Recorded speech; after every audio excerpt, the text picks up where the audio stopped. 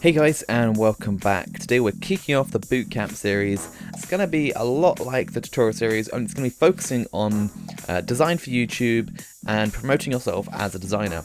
So we're going to start off today with thumbnails. Now we're going to look at thumbnails for a designer and also just designing thumbnails in general. So what I've created here is a mock-up for you to play around with thumbnails, test them and see how they look. Because the first important thing to know when you're designing a thumbnail is that you're competing against other thumbnails. So it's quite self-explanatory, and it's the most important thing you need to take into consideration when designing. So as you can see here, these are all thumbnails that I've made, and they're all fairly strong. I like to focus my designs a lot on the text so that people know what they're going to be watching. So as you can see here, you can tell it's Minecraft. You can see the Minecraft skin. Greg plays, so you can tell who it is without having to look at remember the avatar or the username, and then you can see what he's playing, Hardcore Prison. I've used colour to divide these so you can easily see which one, and then episode 5, so they don't get confused between which one they're watching, because all the thumbnails are very similar. Now you can see a few of my own thumbnails here, so I've got one for my own channel. This is so one for Design for Dummies. Design for Dummies, they know what the series is. Episode 1, I've made that very clear because it was going to be a episodic thing. And then a much smaller, I probably should have made this a bit clearer, the title of the video, so tools when using colour. So I thought I could do a bit of improvement. I'm not perfect when it comes to thumbnails, and same here with Woody's thumbnail for his previous PK plays. I could have moved the text over a bit more towards the centre, as it's very close to the edge here. Another thing to note is that most viewers are English speaking, therefore they're reading left to right, therefore the image is usually on the right and the text is more often on the left. So I either try and center my text like you can see here in this giveaway I did, or I try to align it to the left and have an image on the right. As a designer, when I'm doing a speed art, I don't like to showcase the whole image, otherwise people don't see much point in clicking on the video and seeing it. However, with the tutorial, this is what we used for Symmetry's tutorial on Tuesday, as he wanted to show what you'd be making in the tutorial. So you can easily see it's a tutorial, there's a mobile app, so I'm going to be doing some sort of interface in this tutorial. So thumbnails should be very clear, they should be advertising your content, so they should be very promotional, they should be very clear, you should want to click them, and yeah, people should know roughly what they're going to expect from the video. So moving in, I'm just going to explain this template a little bit. So I've created, you can see 1, 2, 3, 4, 5, and that's going to be each of the ones. So 1 is the first one, second one, third, and so on. So you can open these up and you can edit the avatar, and you can edit the thumbnail. So we can double click on that to open it, and you can drag your thumbnail in here. So what we're going to be doing is we're going to make a thumbnail to compete with these, and we're going to make it for a made-up series, a made-up episode. So we're going to go File, whoops, sorry, my mouse got a little bit screwed up there, File, New, and we're going to use the dimensions 1280 by 720. Now this is the same resolution as video, so 1920 by 1080, and it's also the same resolution as a thumbnail. However, this is the smallest size I'd recommend, as you want to keep high quality, but you don't want to be as large as 1080p, as that's a larger file size and you're restricted in file size when uploading to YouTube. So 1280 by 720 is just right, and then the resolution of 72 dpi, as that's all you need for screen. We're not printing out anything. So if you hit OK, and we've now got a document set up. Now a good practice is to set up your center lines. Now the quickest way I find to do this is by duplicating the background layer, then doing Control-T to bring up the transform points, and I just drag a guide out to the center points. There you go, because it snaps to the center point. Now you might not be able to see these, I've just done both of them, so you can do Control semicolon. It's good to know your shortcuts. If not, if you're not comfortable with that, you can go down to View, and go down to Rulers, and also you can show your guides, so Show, Guides. This is where you'll show and hide parts of your interface. So kicking it right off, we're going to decide what we're going to do this on. So I'm going to do it on a previous video we've already done. Let's redesign this tutorial for Symmetry. But let's make it for generic. Let's not make it for the graphics channel. So if we just find, let's find some text. So what we're gonna call it is we're gonna call it app design. So people need to know that it's going to be an app design. So we're gonna focus on that text first. I'm just gonna find a font for it. So I like. Oops, sorry, wrong one. I like a text that I've had for a while. I think it's Frankenstein, not zombie. Sorry, Franklin Gothic. No, that's not it. I mean, it's got quite a large font. There we go. So Young Frankenstein, that's it. That's the font I'll be using. Young Frankenstein Condensed, that's not what we're looking for. We want a bit of a wider font. Young Frankenstein, this is just the default font. Now this is a very nice font, but it's not really appropriate for app design, is it? So we need to make sure that each element is appropriate for the design. Interface is often very slick, very modern, very professional, and this is more gamey. This is more casual. So another important thing is to keep content relevant to the video. So I'll take that bit down to 0, and we can find a more appropriate font. So I'm going to go with an old one I do know, which is Source Sans. So URCE. Now most of these fonts that I'll be using are free, so you just can Google them, download them. And I'm going to use the black version, as this is it's basically bold, the different weights. So just go drag that right into the middle.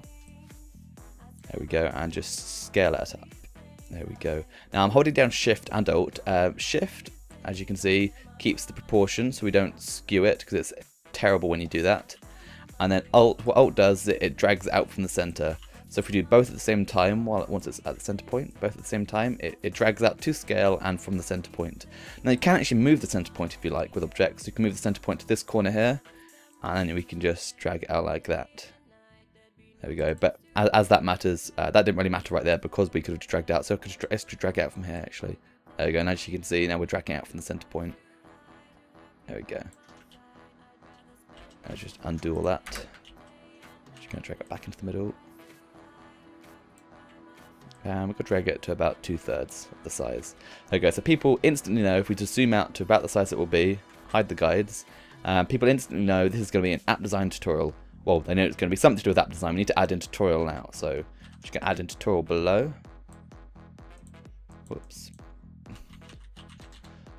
And now another thing we can do with text is, I've just done this in lowercase, or say I type that and I want it all to be lowercase no matter what font it is. If we open up our character tab, we go down to window, and go into character, it will open up this little box here.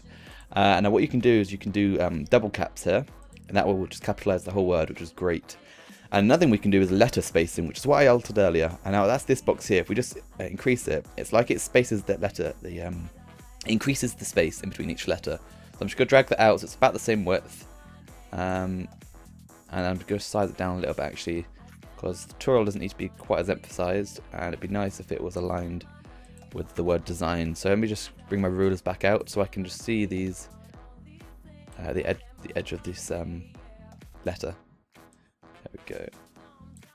I like using my guides a lot to get everything neat and tidy. And then let's do it on the other side. There we go, 1 pixel doesn't matter too much, we can do that ourselves, so there we go. Now, as I was saying earlier, at the moment it's going to align to this point, and as it's a text layer, it's got a bit of white space around it, which we don't want. So what I want is I want to resize the object from this point here so that it doesn't move. So if I just drag that in right there, I can now resize it from this side to make sure the L matches up. There we go, hit enter to apply our transformation. And there we go, app design tutorial. It's all nice and boxed up. But at the moment, the word design is centered in the middle, but the tutorial isn't. So what we can do is we can temporarily select both of them and do Control-T. And what it does is it accounts for them both being together as objects. So we can just drag the center point into the middle. It should snap on, hit enter. And then they're not actually combined. So they're still two separate objects. And there we go. App design tutorial is centered to the middle. Now, another thing I like to do is, if you check out some of the GFX thumbnails in particular, I use colour a lot to emphasise. So I use Symmetry HD, that was one piece of information, that was in green, it was to imply who was doing it. App design was in white, to tell you what the video is all about. And then tutorial was in pink, to show you what type of video it was. So that's a colour scheme that we have throughout the channel. So I don't vary up I don't vary up colours too much. But it's nice to have some sort of scheme to it. Like you can see here with my other video, my AGO UK graphics giveaway episode 3. That was a little bit more random, like AGO UK giveaway, that's one thing, graphics episode 3. Yeah, it's some sort of theme there, but it was mainly to separate each line there. And same again with Greg Plays, as I explained earlier. So moving on, we're just going to come up with a new colour scheme for this. We're not going to play around with the pink and green. Now, rather than changing the text individually, what I like to do a lot is play with colour styles, layer styles, sorry. So we can either right click on the layer and go to blending options, or we can double click on the right of the layer, and that will just open it up quickly. We can go to color overlay, and I think we can play around with It's tempting to go with the lime green. Lime green, this spectrum here between the lime green and on the orangey reds, they're my favourite colours. So I'm going to try and break out my comfort zone and just go with like a limey neon kind of. There we go.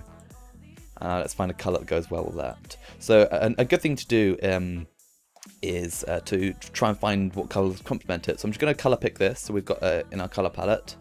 And then I'm just going to place it down as a whole layer, and we're going to invert it. So what I've done is, let me just do that again. I made it my background. So I used the color picker to select the color.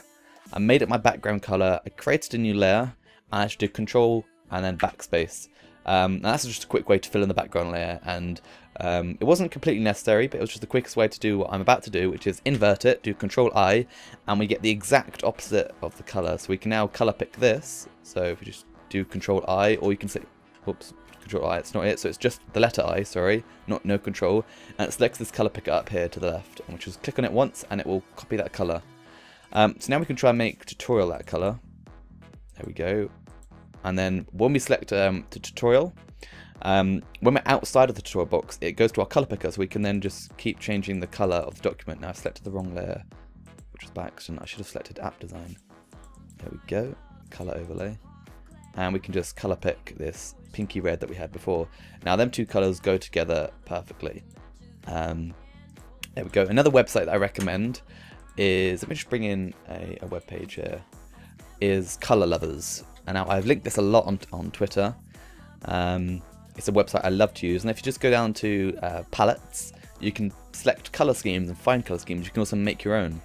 So if I go to my profile page up here, I've made a couple of my own. I've made this pink and lime, which is what inspired me for the GFX branding, and then I've also made this really sporty one. It reminds me of an energy drink, so it's like the lime green, the light blue, the navy blue, and yeah, and I've got a few here that I've liked. I like the really bright, juicy colours. So feel free to share all the colours and the palettes and the styles that you like on Twitter. I'll be sure to retweet them. So carrying on with the tutorial, this is going to be a tutorial on something. So if we just go back over to Google, sorry, I'm just going to find a dummy image. So let's just go app design. So I'm just going to find a stock image. There we go. One's very generic. So this one here looks good. Or actually, let's find one that's a bit more in depth. There we go. That's exactly what we need. And just paste that right in. There we go. Now you notice it's smaller than the document size, so what I like to do is I always create a duplicate, so we have a backup, so that layer will always be there. So let's just create a new one, and I'm just going to center it, then I'm going to enlarge it to the size and rotate it around just a little bit. There we go. So to make a good background, I'm just going to go filter. So now it's covering the whole page, like we've got at the angle we like. I'm just going to go filter, blur, Gaussian blur. And not too much, 20 is a bit too much. There we go, 10 looks good. And it's above one of our text layers. Let's just drag these down. There we go, and we don't need our background layers anymore. Just now at the back. But you notice it's quite a dark colour, and the red doesn't look very good on a dark colour. So what I'm going to do is I'm going to create a new layer above it, and I'm going to use the quick select to make it my colours back to black and white. There we go. I'm just going to create a white layer and take that down to about 5 opacity. There you go, that's a little bit better. Let's just try making it up to, let's try 10. Oh, 19, 10. 10 looks just about right. Now it still isn't as clear as I'd like it to be if I zoomed out. The red is still a little bit lost, but the green's looking perfect. So we're going to play around with layer styles a bit more. Before we do that, we haven't finished our background. Now, if you know what this image is, you know, okay, that's something to do with the interface, but we're still not clear enough. Now I saved this back up, so we're just going to bring that right back up to the top again. There we go. And as you can see, one thing I like to do on, no, it's not on here. Let me just open up the Google again, and let's go to the GFX channel. There we go. Now, as you notice, what I like to do is I like to blur out the backgrounds of images. Unfortunately, it's not very clear. Let me just open them up in the Freedom folder. There we go. Tutorial Tuesday. It's a bit. Which one was it that we're looking at? Resource Monday, episode 1. There we go. I've got the thumbnail for it here. There you go. So as you can see, what I was about to do is in the background, I made a blurry background, and to the right, it's a clear, you can see crisp, an example of something that's in this video. So let's just close that out, and that's something similar that we're going to aim for here. Let's go back to our document. So it's a bit small here. If we fade it out right now, from this angle, from this distance, sorry, you can't see much. So we're still going to enlarge it a little bit. Now notice, typically it isn't very good to enlarge images outside of their original size. However, this is going to be viewed at from about this distance, so we have a little bit of leeway. There we go. So let's just position this how we'd like it so they can see as much of the interface as you want. So I think showing this bit's quite good because the profile box typically screams interface. There we go. It doesn't have to be too perfect. Now what most people would do is they'd use their rubber here, they'd get a soft brush, so size like quite big, hardness all the way down, and they'd just rub this out. But what I like to do is I like to be even safer than that. Let's make it a bit bigger so we've got some leeway. There we go. I like to create an alpha channel. There we go, by clicking this button here. Then once we've got the alpha channel selected, we can pick a normal paintbrush, make sure it's black, and then take the size all the way up to 500 is good for this document size, and the hardness all the way down. And on the alpha channel, we can just start painting. There we go. And that's much more subtle. Now it looks blurry from this distance, of course, but if we zoom out to about the size it will be, it's much more crisp. So we don't need to worry about that too much. You need to be careful though. So yeah, if just gonna hit save, as it's always good to save. I'm just gonna save it on my desktop as backup. Always good to save. Control S is your friend. Now I still need to work on making this app design clearer. Now what I could do is I could put a white box behind it, and I'm just gonna see what that looks like. So let's just do exactly that. So I'm gonna create a box exactly the size of this text. There you go, keeping an eye on the edge of the letters to make it the right height and width. One more out that way. I'm looking at the U here, which is why it's a few pixels out of the T. There we go, so that should cover all the letters. There we go, create a new layer. And then as I've got the white as my background layer, and we've got this marquee selected, what we can actually do is the shortcut I talked about earlier. So you hold down Control and press backspace, and it will fill it with our background color. It's a very useful tool to have. You really should get to know your shortcuts. So what I'm going to do now is another shortcut. Holding down Control, I'm going to click on the thumbnail for this layer, and that will reselect our marquee. Now it's nice having this box, however we've got to make it a little bit bigger. So we're going to do Select, Modify, Expand, and for this I think about 20 is good. There we go, that's just right. So we're just going to fill it again, but I don't like these like, cut off corners. So what I'm going to do is I'm going to find out where the point is. Oh, that's one down. So there we go, now I can see that the point's here, so I'm just going to click there and drag all the way down to the other corner. Oops. There we go, so just line it up right. There we go, so I've lined up. I'm going to cut off the corners by doing another Control backspace. And now we've got the white box that we want. Now some people might like to leave it exactly like this, but I'm going to turn the opacity down and see what that likes. I'm all one for experimenting.